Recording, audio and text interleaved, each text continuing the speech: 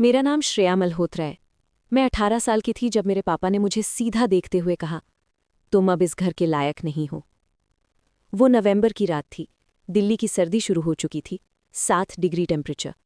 मेरे पास थे 3,200 रुपये, एक पुरानी स्कूटी जिसका सेल्फ स्टार्ट कभी कभी ही चलता था, और एक फ़ोन जिसमें उस रात के बाद किसी ने कॉल नहीं किया। मुझे याद है मैं गेट के बाहर खड़ी थी और पीछे से मेरी दीदी मेरे कमरे का पर्दा नाप रही थी।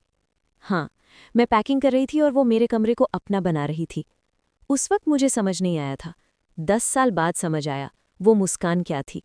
लेकिन उस तक पहुंचने से पहले तुम्हें समझना होगा कि कैसे एक फैमिली अपनी बेटी को सर्दी में बाहर निकाल देती है और फिर कभी पलटकर नहीं देखती कि वो जिंदा भी है या नहीं।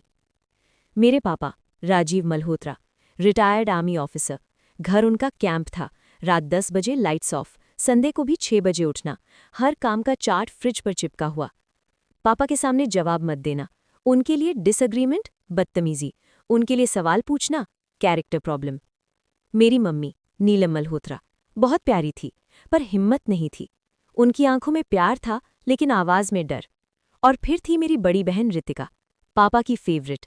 हर बात पर जी पापा, आप बिल्कुल सही कह रहे हैं, मैं देख लूंगी। वो समझ चुकी थी इस घर में प्यार नहीं मिलता, अप्रूवल मिलता है। और अप्रूवल मिलता है सिर्फ तब जब तुम परफेक्ट हो। मैं परफेक्ट नहीं थी। मैं सवाल करती थी। वो रात सब कुछ एक स्मेल से शुरू हुआ। पापा ने कहा, ऊपर से अजीब सी स्मेल आ रही है। उन्होंने अनाउंसमेंट किया, मैं दोनों कमरे चेक करूंगा। मुझे डर नहीं था। मैंने कभी सिगरेट तक नहीं छुई थी। पापा सीधा मेरे कमरे में आए, ड्रॉर खोला और वहां एक छोटा सा प्लास्टिक पाउच था, अंदर कुछ हरा सा। मैंने पहली बार देखा। मैंने कहा, ये मेरा नहीं है। उन्होंने मेरी तरफ देखा भी नहीं, सिर्फ एक लाइन बोली, सामान पैक करो। बस, ना सवाल, ना चांस, ना एक्सप्लेनेशन। मैं मम्मी की तरफ भागी। माँ प्लीज, मेरा नहीं है। उनकी आंखों में आंसू आ चुके थे। उन्होंने मुंह खोला, लेकिन पापा की आवाज बीच में आ गई, नीलम, एक शब्द नहीं। और मम्मी चुप हो गई। उन्होंने बस इतना कहा, बेटा थोड़ा टाइम दे दो, मैं बात करूंगी। वो कभी बात नहीं हुई, ना उस रात, ना अगले दिन, ना अगले 10 साल। मैं ऊपर रूम में कपड़े डाल रही थी। सूटकेस भी नहीं था, एक कचरे का काला बैग यूज किया। तब रितिका दरवाजे पर आई। उसके हाथ में मेजरिंग टेप थी। उसने धीरे से कहा, श्रेया, मुझे बहुत बुरा लग रहा है। उसकी आवाज़ सॉफ्ट थी, पर उसकी आंखें मेरे वार्डरोब का साइज नाप रही थी। मैं तब नहीं समझी, पर वो उस वक्त मेरा कमरा अपने लिए प्लान कर रही थी। मैं नीचे आई। पापा गेट पर खड़े थे, आर्म्स फोल्डेड। उन्होंने मुझे देखा भी नहीं, जैसे मैं ऑलरेडी एग्जिस्ट नहीं करती, जैसे मैं एक प्रॉब्लम थी जो सॉल्व हो चुकी थी। गेट बंद हुआ और उसी वक्त मैंने पीछे से रितिका की आवाज़ सुनी, पापा, मैंने पहले ही बोला था, वो कंट्रोल से बाहर जा रही थी। उस रात मैं रोड पर थी। पहली रात। मैं स्कूटी लेकर सीधा एक 24 घंटे खुला पेट्रोल पंप पर रुक गई। इंजन बंद, पैसे कम थे, सर्दी हड्डियों तक घुस रही थी। मैंने फ़ोन निकाला, पापा ब्लॉक्ड, माँ रिंग गया पर उठाया नहीं, रितिका स्विच्ड ऑफ। 3 नंबर, 3 खामोशियाँ। मैं स्टीयरिंग पकड़कर बैठी रही और पहली बार जिंदगी में लगा शायद मैं सच में अनवांटेड हूँ। दूसरी रात। मैं एक मंदिर के बाहर पार्क करके बैठी थी। एक सिक्योरिटी गार्ड आया। उसने टॉर्च मेरी आंखों पर डाली। बेटा ठीक हो? बस इतना। 48 घंटे में पहली बार किसी ने पूछा था, तुम ठीक हो? ना पापा ने पूछा, ना मम्मी ने। एक अनजान आदमी ने पूछा। कभी कभी खून के रिश्तों से ज्यादा इंसानियत होती है। तीसरी रात। Breaking point. मेरे हाथ सुन्न होने लगे थे। मैं रो रही थी पर आवाज नहीं निकल रही थी। 11 बजे मैंने अपनी बेस्ट फ्रेंड अदिति को कॉल किया। वो सेकंड रिंग में उठ गई। श्रेया, क्या हुआ? मैं बोल ही नहीं पा रही थी। बस इतना कहा, मैं बाहर हूँ। 32 मिनट बाद एक कार आई। अदिति की मम्मी उतरी। उन्होंने मुझे देखा और बिना कुछ पूछे कहा, चलो बेटा, अब तुम सेफ हो। उस एक लाइन ने मेरी 18 साल की जिंदगी हिला दी। सेफ? मैं कभी सेफ थी ही नहीं। उस रात मैं उनके गेस्ट रूम में सोई। सुबह जब आंख खुली तो 4 सेकंड के लिए लगा सब नॉर्मल है। फिर याद आया और मेरी सांस रुक गई। नीचे किचन में आंटी ने मुझे नाश्ता दिया और कहा, बेटा, तुम्हें हर जगह अपनी जगह के लिए लड़ना नहीं चाहिए। वो सेंटेंस मेरे लिए टर्निंग पॉइंट था। लेकिन मुझे तब तक पता नहीं था कि मेरे घर में सिर्फ मुझे नहीं निकाला गया था, मेरे बारे में एक कहानी भी बनाई जा रही थी। एक ऐसी कहानी जिसमें मैं विलेन थी और रितिका हीरोइन और पापा बेचारे पिता। और वो सच जो 10 साल बाद सब कुछ तोड़ देगा, अभी शुरू भी नहीं हुआ था। उस रात के बाद मैं मल्होत्रा हाउस वापस कभी नहीं गई, पर मेरी कहानी वहां रुकी नहीं थी। वहां मेरी इमेज की कहानी शुरू हुई थी। 2 हफ्ते बाद मुझे पहली बार पता चला कि घर में क्या नैरेटिव चल रहा है। मेरी मासी का कॉल आया। उन्होंने सीधा पूछा, श्रेया बेटा, तुम सच में ड्रग्स लेने लगी थी? मेरा दिमाग ब्लैंक हो गया। मासी, आप क्या बोल रही हैं? उन्होंने बीच में काट दिया। बेटा, हमें प्रिटेंड करने की जरूरत नहीं। राजीव भैया ने सब बताया है। उन्होंने बहुत ट्राई किया तुम्हें संभालने का। ट्राई? मुझे एक बार भी बोलने का मौका नहीं दिया गया था। पापा ने सबको बता दिया था। मैं गलत लोगों के साथ घूम रही थी, मैं घर से भाग गई, उन्होंने मुझे बचाने की कोशिश की, मैं सुधरना नहीं चाहती थी। और सबने मान लिया। क्यों? क्योंकि एक रिटायर्ड आर्मी ऑफिसर झूठ क्यों बोलेगा? और एक 18 साल की लड़की पर भरोसा क्यों किया जाए? दिसंबर आया। क्रिसमस के दिन रितिका ने एक फोटो डाली। 3 लोग रेड स्वेटर्स में, पापा का हाथ उसके कंधे पर। Caption, grateful for my little family. Little family. मैं उस फोटो में नहीं थी, पर मेरी कमी को उन्होंने एक फीचर बना दिया था। पापा ने कमेंट किया, so proud of my strong daughters. Daughters plural, पर मैं उनकी दुनिया से ऑलरेडी डिलीट हो चुकी थी। मम्मी ने भी लाइक किया। वो लाइक मुझे किसी थप्पड़ से कम नहीं लगा। पैसा जो कभी मेरा था। मेरी मम्मी 12 साल की एज से मेरा एक छोटा सेविंग्स अकाउंट चला रही थी। बर्थडे के पैसे, समर इंटर्नशिप का स्टाइपेंड, नानी के 5,000 हर दिवाली, लगभग 1.8 लाख जमा थे। पापा के कंट्रोल में अकाउंट था। जब मैं निकाल दी गई, वो पैसे भी गायब हो गए। कभी ट्रांसफ़र नहीं किए गए। मैं बैंक गई थी। मैनेजर ने कहा, अकाउंट गार्डियन के नाम पर है, आप एक्सेस नहीं कर सकती। गार्डियन, जिसने मुझे घर से निकाल दिया। हेल्थ इंश्योरेंस का रियलिटी चेक। मुझे एस्थमा था। एक दिन मेडिकल स्टोर पर इन्हेलर लेने गई। फार्मासिस्ट ने कहा, इंश्योरेंस इनएक्टिव है। पापा ने मुझे फैमिली प्लान से हटा दिया था, 1 हफ्ते के अंदर। मैं वहां खड़ी थी, अदिति के घर से 2 किलोमीटर दूर। अपनी पार्ट टाइम जॉब की सैलरी से 2,300 रुपए का इन्हेलर खरीदा। तब समझ आया, घर से निकलना सिर्फ इमोशनल नहीं होता, फाइनेंशियल एग्जीक्यूशन भी होता है। मैं गिरने लगी थी।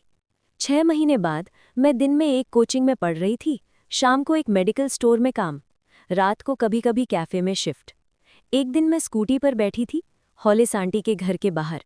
इंजन बंद और एक आवाज़ आई दिमाग में, शायद पापा सही थे, शायद प्रॉब्लम मैं ही हूँ। वो थॉट इतना हल्का था जैसे मेरा ही हो। सबसे डेंजरस थॉट वही होता है जो तुम्हें अपना लगे। मैं किचन के फ्लोर पर बैठी रो रही थी जब आंटी ने मुझे देखा।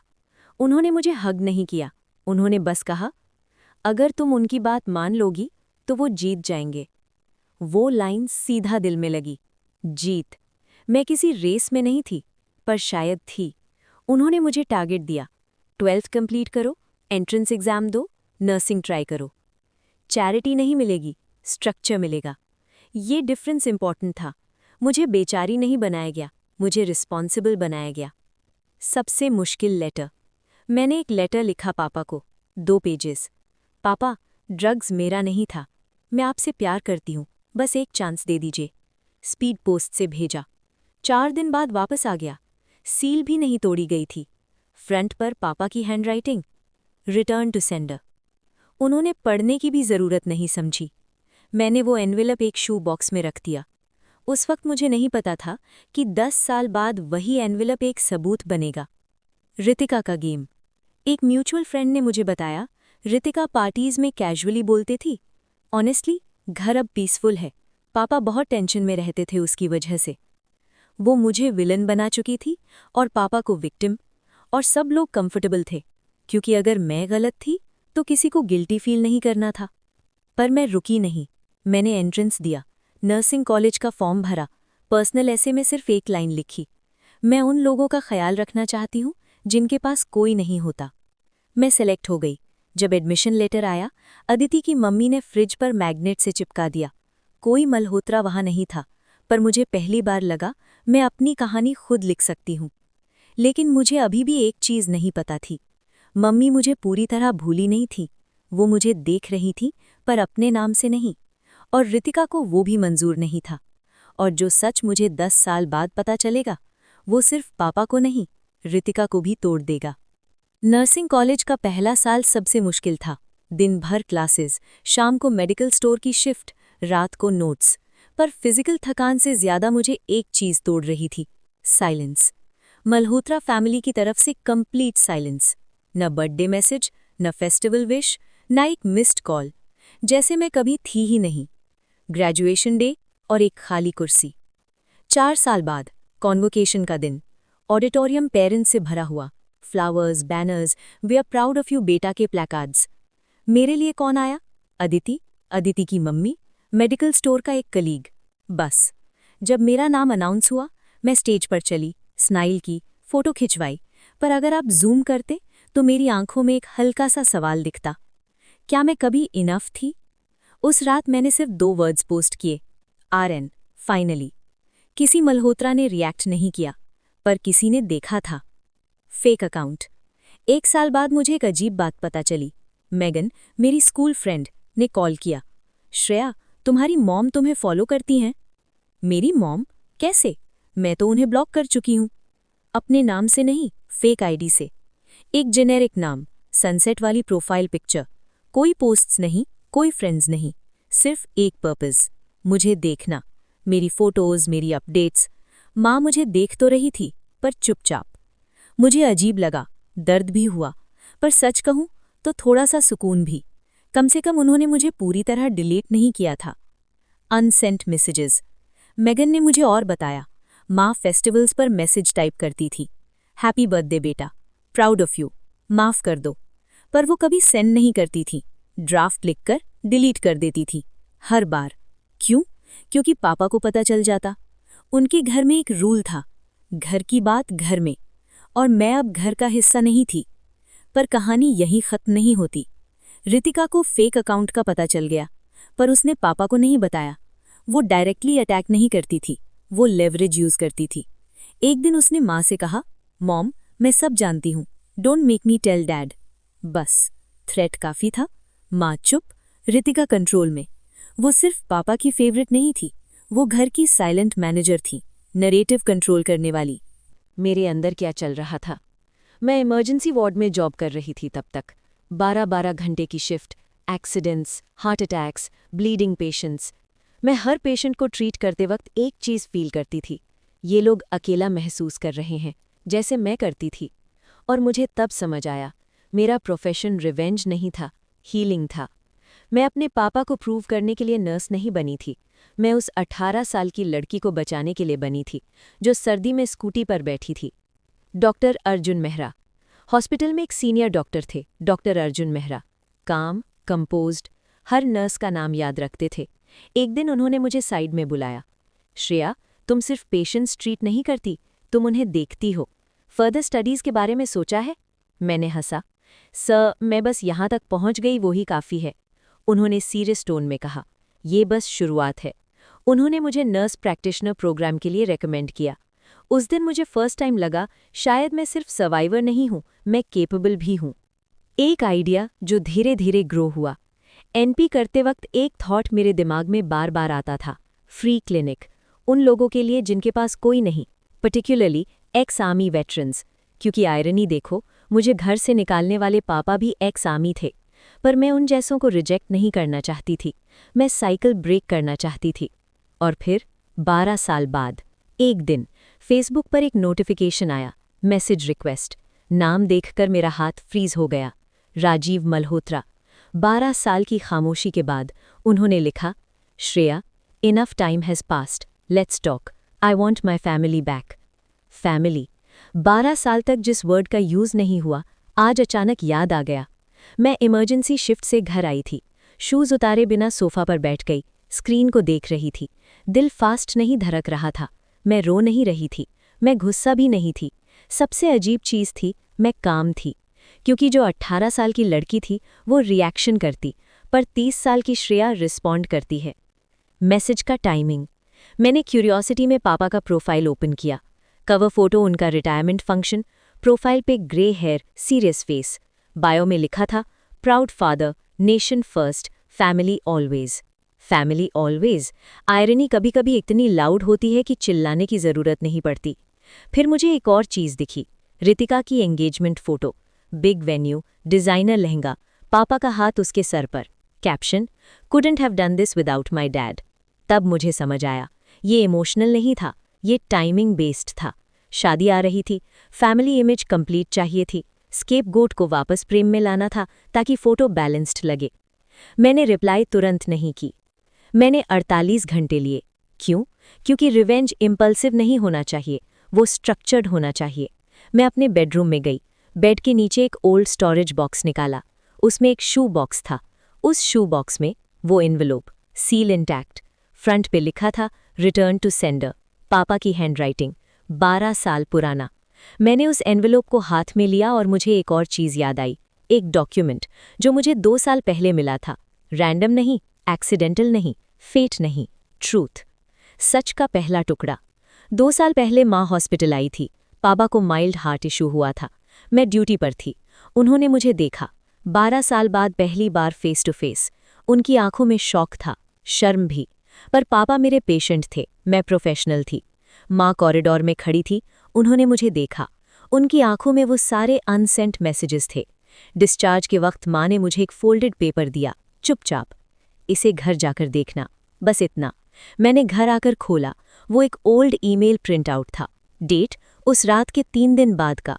सेंडर रितिका, रिसीवर पापा। Subject about that packet. Body में लिखा था dad please don't be mad, I was scared to tell you before. The weed was mine. I panicked and left it in Shreya's drawer. I didn't think you'd check that night. I am really sorry. मैं 10 minute तक chair पर बैठी रही, breath heavy, room silent. उस रात का smile, measuring tape, soft voice, सब connect हो गया। माँ ने क्यों नहीं बोला? ईमेल के नीचे एक और लाइन थी, mom knows, she said it's better not to tell you right now. माँ जानती थी, वो जानती थी, और फिर भी। मैं स्कूटी पर थी, मैं पेट्रोल पंप पर थी, मैं हाइपोथर्मिया के एज पर थी, और घर में सब सच जानते थे। पर इमेज बचानी थी, फेवरेट बेटी बचानी थी, पापा का ईगो बचाना था। 12 साल बाद रिप्लाई। मैंने लैपटॉप खोला, पापा का मैसेज ओपन किया और टाइप करना शुरू किया। Hello mister Malhotra. मैंने पापा नहीं लिखा, लाइन बाय लाइन, काम, मेजर्ड। 12 साल पहले आपने बिना मेरी बात सुने मुझे घर से निकाल दिया। मैं 3 रात सर्दी में बाहर थी। मैंने आपको लेटर भेजा, आपने खोला भी नहीं। फिर मैंने एक लाइन लिखी, इस बार मैं चाहती हूँ आप सच पढ़ें। और मैंने अटैचमेंट ऐड की, ईमेल प्रिंट आउट का scanned copy, return to sender envelope की फोटो। बस। कोई गाली नहीं, कोई ड्रामा नहीं, कोई इमोशनल पैराग्राफ नहीं। एंड में सिर्फ एक लाइन, आपको फैमिली वापस चाहिए, मुझे सच कभी मिला ही नहीं। सेंड। 17 मिनट बाद रिप्लाई आया, कॉल मी। मैंने नहीं किया। फिर एक और message, where did you get this? फिर this is not what it looks like. Classic. Accountability कभी डायरेक्ट नहीं आती, वो एक्सप्लेनेशन के फॉर्म में आती है। मैंने सिर्फ एक लाइन भेजी, रितिका को शादी से पहले सच बोलना चाहिए या मैं बोल दूं? और फिर साइलेंस। इस बार मेरी तरफ से नहीं, उनकी तरफ से। अगला दिन मुझे एक और मैसेज आया, इस बार पापा का नहीं, रितिका का। Shreya please don't do this. वही सॉफ्ट टोन, वही मैनिपुलेशन। फैमिली मैटर्स प्राइवेट होते हैं। मैं स्क्रीन देखकर हल्की सी मुस्कुराई। प्राइवेट? 12 साल तक मेरी रेपुटेशन पब्लिक थी, अब उनका सच प्राइवेट हो गया? नहीं, इस बार रूल्स मैं सेट करूंगी। और जो मैंने नेक्स्ट किया वो उन दोनों को अलग अलग तरीके से तोड़ने वाला था। गुस्से से नहीं, सच से। रितिका का मैसेज आया, Shreya please don't do this. पापा की तबीयत ठीक नहीं रहती, शादी है, अब पुरानी बातें उठाने का क्या फायदा? Same tone, soft, controlled, damage control mode. 12 साल पहले भी उसने सॉफ्ट टोन में बोला था, आई एम सॉरी। और मेजरिंग टेप हाथ में थी। इस बार मेरे हाथ में सच था। पापा का फोन, रात को 9:12 PM, अननोन नंबर। मैं जानती थी कौन है, श्रेया। उनकी आवाज़ हैवी थी, पहली बार हल्की सी टूटती हुई। बेटा गलती हो गई थी। गलती? 12 साल का साइलेंस इक्वल्स गलती? मैं चुप रही। उन्होंने कंटिन्यू किया, तुम्हें समझना होगा, उस वक्त सिचुएशन डिफरेंट थी। सिचुएशन? मैं कार में थी, वो हीटेड बेडरूम में। डिफरेंस वही था। फिर वो लाइन आई जो मुझे एक्सपेक्टेड थी, हम सब इंसान हैं। हाँ, पर इंसान गलती एक्सेप्ट भी करता है। मैंने सिर्फ एक सवाल पूछा, जब आपको ईमेल मिला था उस रात के 3 दिन बाद, आपने मुझे क्यों नहीं बुलाया? साइलेंस। फोन के दूसरे साइड सिर्फ सांस की आवाज। उन्होंने धीरे से कहा, रितिका का फ्यूचर खराब हो जाता। बस, ट्रूथ। उन्होंने चूज किया था, उन्होंने डिसाइड किया था कौन सैक्रिफाइस होगा, और वो मैं थी।